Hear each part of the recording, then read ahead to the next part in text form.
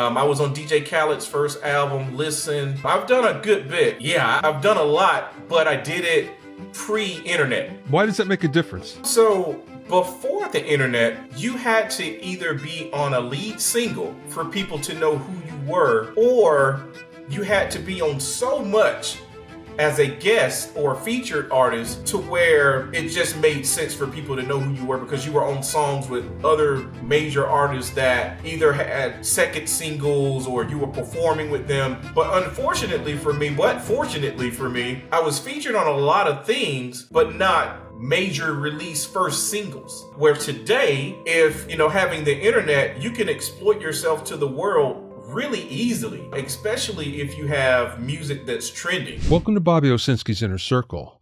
I'm Bobby Owsinski, and this is a show all about music, music production, and the music business. My guest today is hip-hop artist, producer, and designer James Homebwoi Maddox, whose work has been featured on 10 major label albums, 2 major motion pictures, and 3 commercially released video games. Homebwoi is also the head of product design for his company Metro Southern Media, which specializes in creative services for artists, corporate branding, and film production services. During the interview, we discussed how signing a record deal was the beginning of the end for his first band, the unique way he got established in the Atlanta music scene, his production process and why he likes to work with real musicians, how he became a multimedia service provider, and much more. I spoke with Homebwoi from his office in Atlanta. It's a pleasure to meet you, by the way. I'm Likewise, glad that we could do this. All right, so in reading about you, I saw that your band, Red Clay Warriors, you mentioned somewhere that when you signed your record deal, it was the beginning of the end. Yeah. So I mean, we come from a small town. I'm a little bit older than what I look, but you don't look old. Yeah, no. It was before the 2000s, so it's like in the mid 90s. We finally got our first record deal. It was an independent record deal. And me being a producer, I knew about how to, register records with ASCAP or BMI. I knew about copywriting my recordings, both with the SR and the PA form. But I knew nothing about music breakdowns, publishing. I knew nothing about how writing was supposed to be broken down. So because I was the producer and I wrote 90% of all of our hooks and I performed on probably about 85% of all of the songs that were created, the guy that was signing us was saying, hey, who wrote the songs? And I was like, well, I wrote the hook. Who wrote the beat? Well, I made the beat. I made all the music. Okay, well, you're going to get a bigger percentage than everyone else. And when the rest of the band members heard that I was going to get more than them, they were like, why? We're all the Red Clay Warriors. Like, why should this one person out of all of us get more when we're all one group? And so he explained it to us and said, hey, yeah, you guys are all one collective group. However, the way that this stuff is broken out is based on who contributed more to a particular piece of music. And I was like, oh, wow.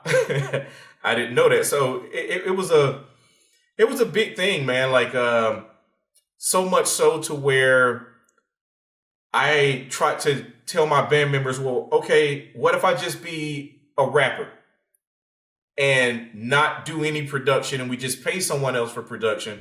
Then, we're all making equal, shares for whoever writes on whatever song. And they were like, no, why would we do that? Because you make all of our music. So why would we go pay someone to make music? And I was like, well, either we pay someone up front to make music, or we're going to pay me more of a percentage because I'm making the music. But that didn't go over well. And so it was pretty much the beginning of the end. And that was my introduction in understanding how the music industry or the business side of the music industry actually work. Yeah, that's a tough one, isn't it? Especially when you're young in the business and don't quite get the way it works. That could be a hard pill to swallow. Absolutely. Okay, so then you became a solo artist, right? Yes. I never wanted to be a solo artist. I always liked being in a group of people, feeding off the energy of others.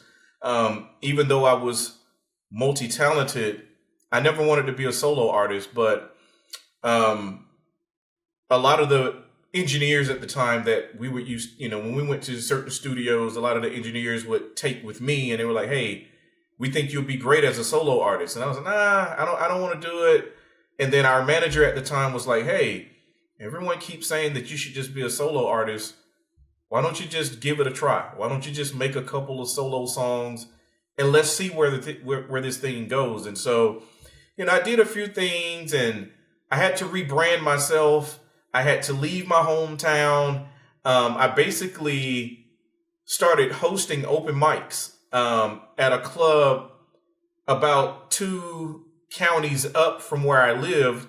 Didn't know anyone. So because I was the host, I didn't want to rap. I didn't want to do any production for anyone. I just wanted to host just to kind of get that synergy from the people that were, regulars there, just to get to know me as a person, this fun guy that could host a event. And that worked out really, really well. The thing that I learned with that was the people always feel like the person that's hosting the event is the person that's making the decisions. So it gave me a certain amount of leverage amongst other artists, in the Atlanta area. And so one night we packed it out. We had a packed house and we did like a freestyle battle. And I have a pretty witty sense of humor. And so I told the guys, I'm like, "Yeah, I'm going to freestyle tonight. I'm going to get on the mic and freestyle." And they're like, "Oh, homeboy, you don't rap, man. You just host the events. You don't rap. And so, "Yeah, I'm going to rap tonight. And so the DJ knew that I had a song where I sampled Nels Carter's TV show, Give Me a Break. And he loved that song. He was like, "Will you do the song?" I was like, "Yeah, I'll do it tonight." And he was like, "Please, will you do the song?" Like, "Yeah, I'll do it." So they got ready for me, and I didn't freestyle, but I said, "Hey, DJ Goldfinger, drop the track, man." And so he dropped the track. I ended up rapping, and the room was just like, and so once I finished, I had a lot of guys come up to me and say, "Hey, man, we didn't know you could rap. Why haven't you been rapping?" I was like, "Well, it was more for you guys. It wasn't for me." And they were like, "So who made that track? That track is jamming." I was like, "I produced the track." So you mean to tell me all of this time, for this whole year that you've been hosting this open mic show, you never let anyone know that you were producing? You never let anyone that you could actually rap? Why? And I was like, "Because it was about you guys." And so that track that I performed that night was the track that actually got me my first major record deal with Collie Park Records and Warner Music Group. And so after that, because I had already built that camaraderie with all the rest of the artists, in that area of Atlanta, I was almost like a people's champ. So when I did my signing release party, we all did it at the same club that I did my open mic party. So it just worked out for me. Very cool. You were producing other artists too, right? Absolutely. Yeah. So I've produced songs for Yin Yang Twins. I've produced songs for B.O.B. Couple local artists, a guy named Playboy Trey, an artist that was signed to Little John at the time called Bo Hagen. Of course, for myself, I was on DJ Khaled's first album, Listen. I've done a good bit. I've done a lot, but I did it pre-internet. Okay. Yeah. Well, okay. So why does that make a difference? So before the internet, you had to either be on a lead single for people to know who you were, or you had to be on so much as a guest or featured artist to where it just made sense for people to know who you were because you were on songs with other major artists that either had second singles or you were performing with them. But fortunately for me, I was featured on a lot of things, but not major release first singles. Where today, if having the internet, you can exploit yourself to the world really easily, especially if you have music that's trending. So it was that barrier, the reason why when people say Homebwoi, no one knows who I am, and I say, oh, I'm the guy that did the Stand Up and Get Crunk song with the Yin Yang Twins. They're like, oh, okay, so the music that I've been on is actually bigger than the character that I am. I don't know if that's good or bad. Hey, I mean, I still get money, but yeah, okay, that's the good part. That's the good part. Cool. All right, so some producers are kind of reluctant doing it. They're doing it because people ask them or friends ask them. And there are others that are really enthusiastic that go and they look for work and they like doing it. So what category do you fall into? It depends. I'm very selective at this point. From a music perspective, dealing with artists, I'm a little bit more reluctant to do the production because you really can't make the money. Most artists can't afford to pay a producer that has, qualifications like what I have for myself. They can't really afford to pay the rate. And even if I do a back end split, most artists today don't have budgets and they won't put forth the effort to push a record to where we can actually make money on the back end. So it really doesn't make much sense for me to do a lot of music for artists. However, as it comes for like scoring for movies or documentaries or doing voiceover work or, doing things of that nature, like I will do a lot of that because there's more benefit to doing those type of things right now than it is for me to do things for, quote unquote artists. I didn't realize you're doing scoring and things like that. Absolutely. I do scoring. I'm actually an engineer too. So I'm an artist, producer, and engineer. Engineering and producing were things that I landed myself into, but they were not things that I set out to actually be. What caused me to be a producer was we had one guy in the city. I'm from a city called Griffin, Georgia, which is about 40 minutes south of Atlanta. There is no direct road, no major highway run through the city that I'm from. We only had one high school when I grew up. So very, very small. We had one guy from Florida that moved to Griffin named Mike Penn, and he had his own recording studio and he could produce. So everyone in the city would go to him for production and to record with him. Problem was, when it was time to do like talent showcases, we all had the same beats. Oh, yeah, right. Yeah.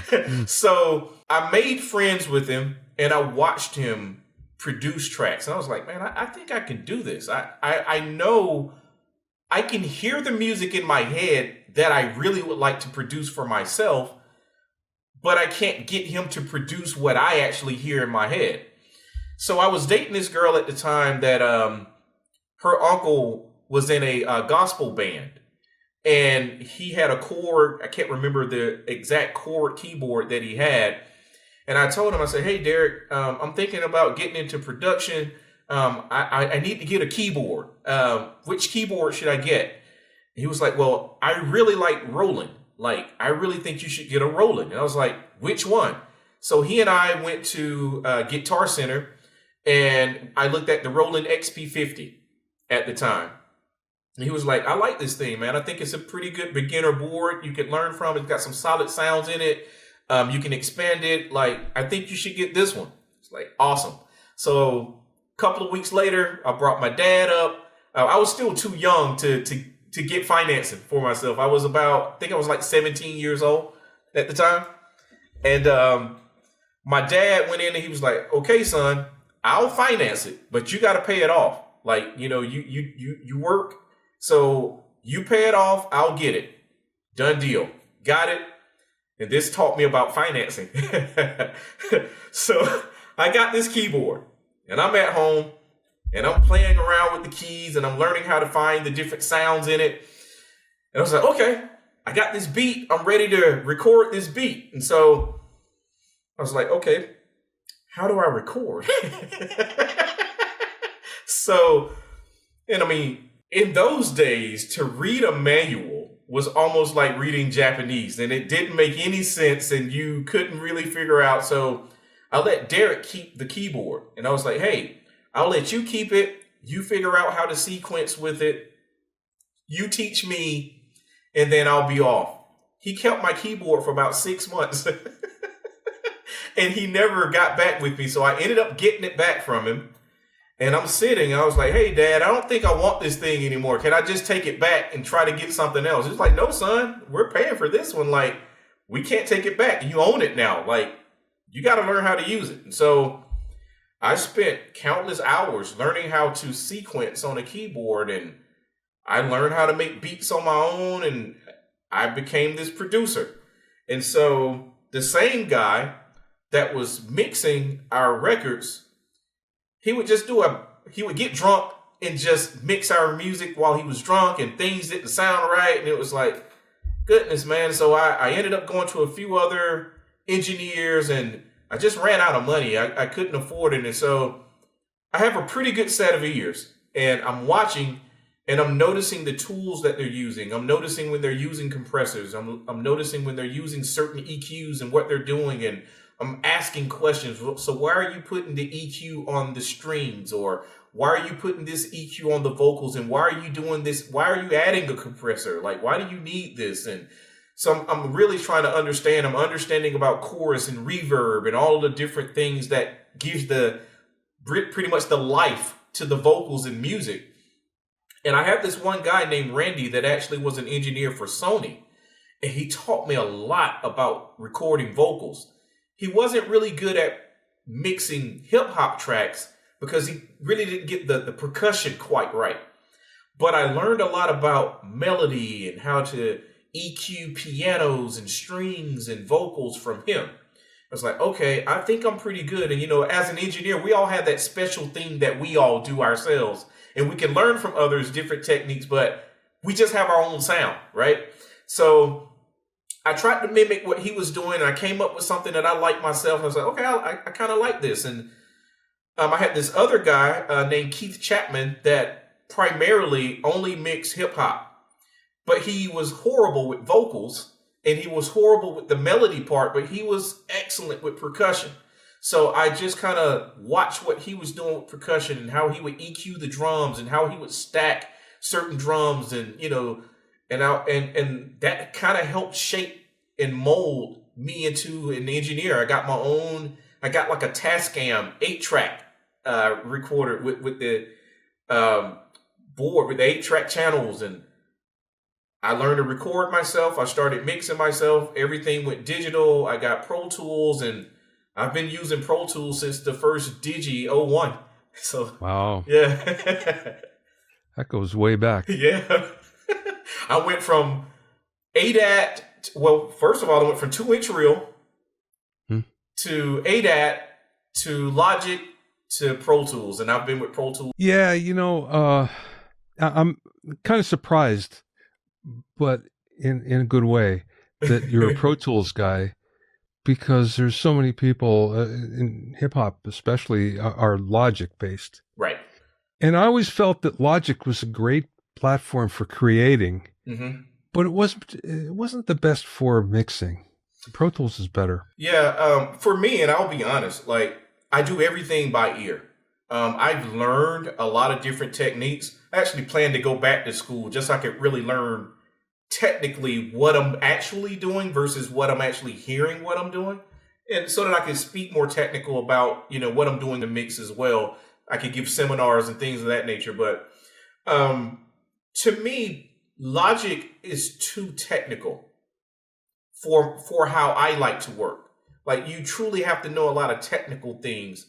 Pro Tools, I can get in it. It's pretty clean. It's pretty easy. I can hit play, record, boom, it's there. If I want to create bus tracks, it's pretty easy to create those bus tracks and route things. So when you look at Logic, it's just the way that it's set up. To me, it's not very intuitive for the way that I like to work and the way that I mix things and create templates for, the different types of tracks that I may mix. So I just like the way Pro Tools work. Let's talk about you as a producer for a little bit.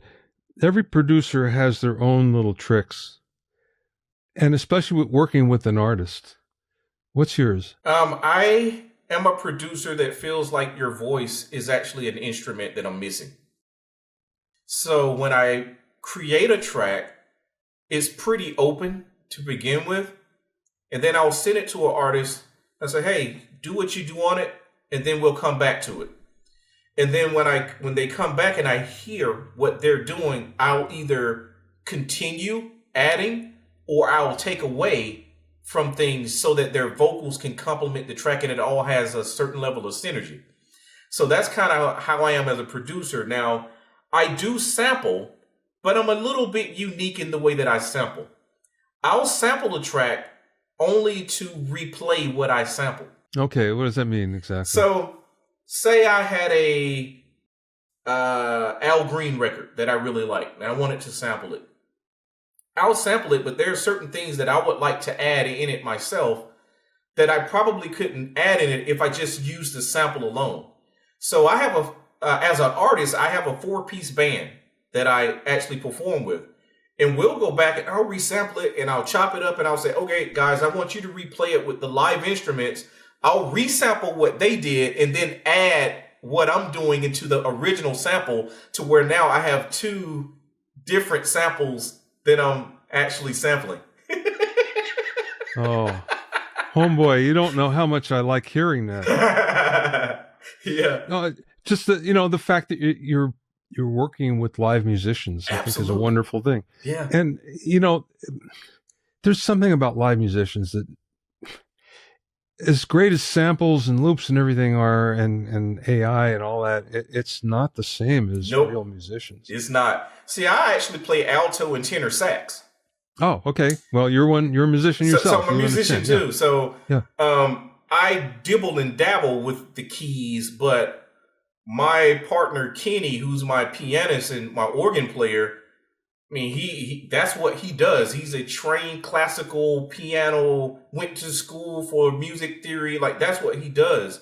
And my guitar player, he's excellent. So I like to work with them and I'll create a track. Like, I use Fruity Loops to actually make beats, but I'll go back to them and say, hey, this is the foundation of what I'm doing. I got the chords here. Kenny, can you spice this up? Like, really make it pretty, make it your own, but just follow my lead.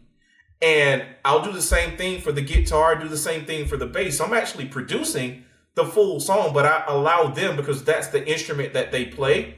I'm like, you're going to do what I know I can't do inside of this electronic equipment. So just make it humanize it and make it your own, but just follow my lead. And that's how I end up with the sound that I actually get. Yeah. I live just over the hill from Hollywood.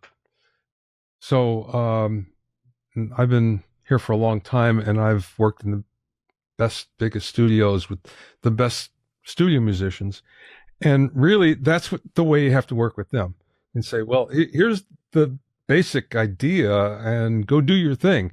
And it's always better when they go do their thing rather than you dictating it too strictly to them. See, even when recording artists, I have a female artist that I record, and she's excellent, has a lot of vocal range. And she's used to working with producers that want to put auto-tune on her voice all the time. And I told her, I said, no, we won't use auto-tune with me. And she was like, but I think I need it. I said, you don't. I said, here's the thing. I want you to record your records as if you were singing live. I said, because if we're out live, we're not going to have auto-tune. So I want it to be as authentic as possible.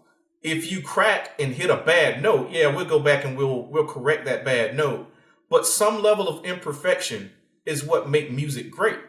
So everything is not supposed to be spot on, super accurate. Where's the human part of what we're doing? So when I record with her, she's like, I really enjoy, recording with you, because you allow me to do what I do without trying to force me to do what everyone else is doing. I'm like, no, like, you need your own individuality as an artist, and you need your own sound. That's what made the 70s great. They didn't have auto-tune, and they could only take so many takes before the reels start to break, and and you're warping the reel. So it's like, come on, like, so we're going to learn before we come into the studio. We're going to really work out. We're going to do it right. If you hit bad notes, we're going to correct them, but we're going to keep the imperfections as well. So that's how I record. Very cool. Very cool. No, I agree. The only time I'll use auto-tune or any kind of pitch correction is if there's something that's really bad. Yep. And you can't fix it any other way. Mm-hmm. So you can't get the vocalist or something like that. And that's only 1 or 2 notes. Yep. At the most per song. You know, it's not much. Yeah. So, yeah. No, but, that's the pleasure of having the artist actually record with you versus when someone sends you a track and you don't have that control to say, hey, go back and hit that note again. And to your point, you do have to go back then and then correct whatever bad notes that they hit, with auto-tune. But yeah, I try not to use it at all. One of the things, well, I'll tell you what's especially good. There's so many artists that are never get a chance to work with the producer, especially, a good producer that's been around, has some experience. So they fall into the trap of, oh, that's good enough. And with the producer, you go, oh, wait, you can do that better. You know what I mean? So that's why I always felt that a producer is really important, even just from the standpoint that I'll make you do it better than you could probably do it on your own. Even though everybody thinks they can do it well on their own, And so you even bring up a good point about the word producer. Most people think when you say producer, they're talking about the person that made the beat. No. That's not what a producer does. A producer can also make beats, but a producer is a director. Producer is actually helping to get the most out of that track, that person with the idea that's going to make it a hit. That's what the producer does, right? So a lot of people don't understand what a producer's job really is. Let's take a left turn here for a second and talk about your other company, Metro Southern Media. Yeah. So how did that get started? It got started because I wanted to offset my taxes. All right. I love it. Yeah. So around 2014, I was bringing in a pretty good amount of money for the music that I put out. And I was paying a lot in taxes. And so I have an uncle that's probably been a millionaire since 1992. And he kept asking me, why don't you start a business? And I was like, I don't really want a business. He said, but you want to pay taxes? I was like, no. He said, look, man. So, he just kind of taught me about business 101. And I was like, okay, yeah, that makes sense. So I went out, got my LLC, started to understand the things that I could write off and how I could offset things for taxes. And so I primarily used it for that for years. But I'm a creative at heart. I have a degree in multimedia design and development, so I can do motion graphics and I can develop video games. So I'm a natural networker and I know a lot of people. My business partner went to school for photography and videography.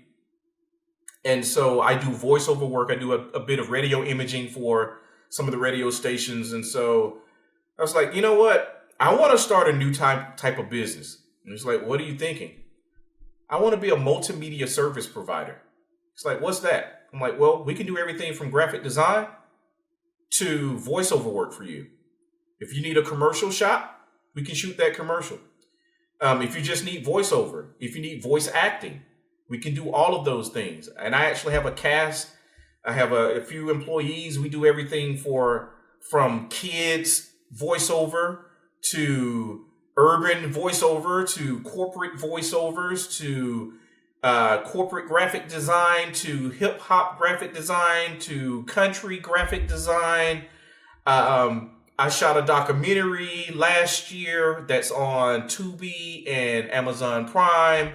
So with that business, I'm able to do so much to where I was like, hey, I need to split this up and really, really make this a thing. And so Now with Metro Southern Media, I have two parts of it. One that's, catering towards businesses in the corporate world, and then that world for artists, because for what I do, whether you're an artist or business, you all can still use the same type of services that we provide. And so for me, it's just a matter of putting the galleries together for that particular business case. And so that's Metro Southern Media. So we do quite a bit, but it's a new style of business that, I think from a service perspective, pretty much anyone could use this. We're doing social media management and everything. Boy, it's everything an artist could use. Absolutely. And most artists, they don't want to do that. They want to be creative, and they really don't want to do, especially that hard part of it. Yep. So I mean, everything from coming up with your hashtags to coming up with the actual the scripts and the content, the concepts. We do all of it. Very cool. So how long has that been going on in this concept that you're at? So we really just kicked off hard probably about a good year now. As far as, really going strong and just really going after clients. We have a pretty good bit of clients now that we're juggling, and we're really growing pretty fast. Well, you're in Atlanta too, right? Yes. So that's pretty big corporately there. There's a big base of Fortune 500 corporations there. So yeah, good for you. That's a good place to be. Yeah. All right, homeboy. Last question. Mm-hmm. I think this is a good one for you too, since you've had so much experience in so many different things.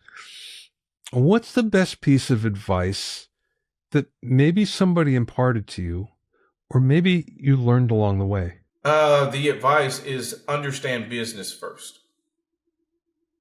Yeah, understand business first. I get a lot of artists now ask me about, they ask me a lot of questions that are easy questions to answer.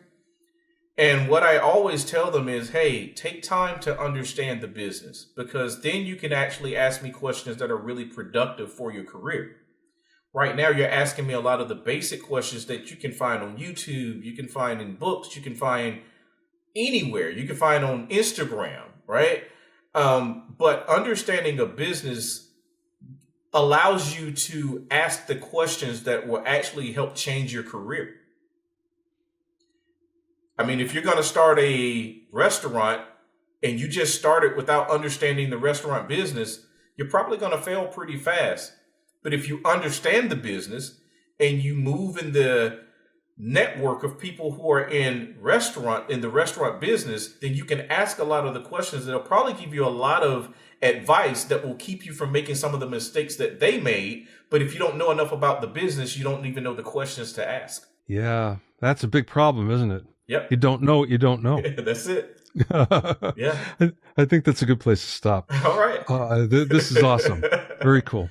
Yeah, it's been a pleasure. Thanks for listening and being in my inner circle. Remember, if you have any questions or comments, you can send them to questions@bobbyosensky.com. You can also learn all about the latest in music, audio, and production news, and find out about openings for my latest online classes at bobbyosensky.com. This is Bobby Osensky. I will see you next time.